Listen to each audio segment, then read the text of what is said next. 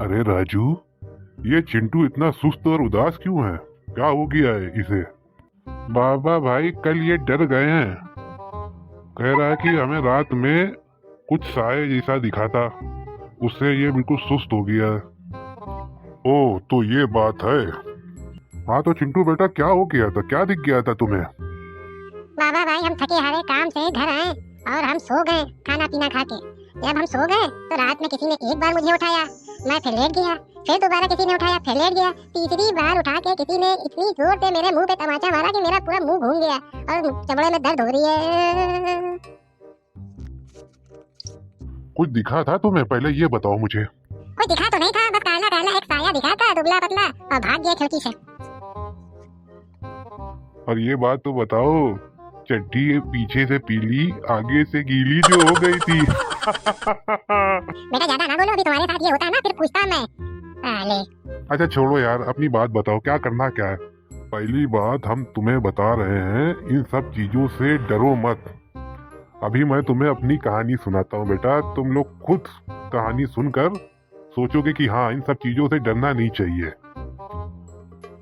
अच्छा बाबा भाई, हमें भी वो कहानी सुनाए, थोड़ा मैं भी डर से बाहर निकलूं। तो कहानी ये है, दोनों लोग बड़ी गौर से सुनना, इससे तुम लोगों को ऐसी शक्तियों से कभी डर ही नहीं लगेगा। हम भी एक दिन बहुत थके आ रहे थे, जिसे तुम बता रहे हो, ऐसे ही हम भी बहुत थके आ रहे थे। काम पर से आए, खाना पीना खाया, खाना पीना खाने के बाद हमें आने लगी बहुत जोरों की नींद और गया छत पे पलंग अलंग बिछाया, लेट गया।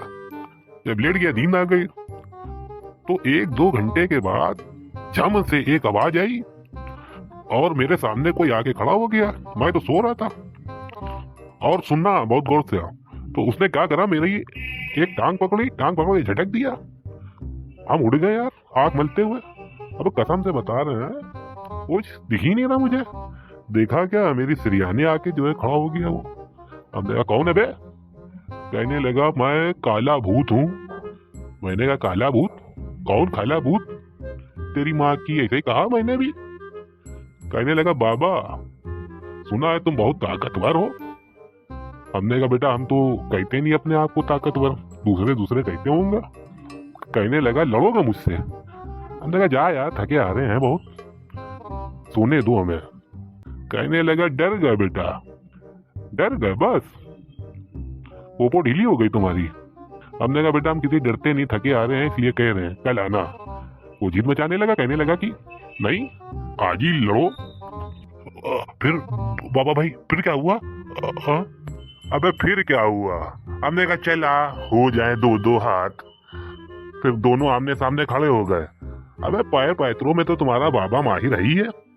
झम से इनके पिछवाड़े में हाथ डाला, धम से पटक दिया। धम से पटकने के बाद इनके ऊपर जो बैठ गए हैं, इनका देखो, एक हाथ इधर हुआ, एक हाथ इधर हुआ, आपस में जुड़ गया। कहने लगा मान गए बाबा भाई।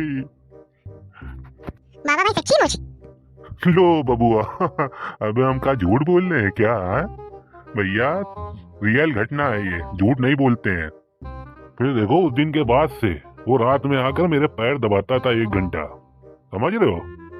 फिर कोई भूत ना कोई मेरे आगे आमने सामने दिखा नहीं है, समझ लो। वहीं से उनकी कहानी बिल्कुल स्टॉप हो गई थी।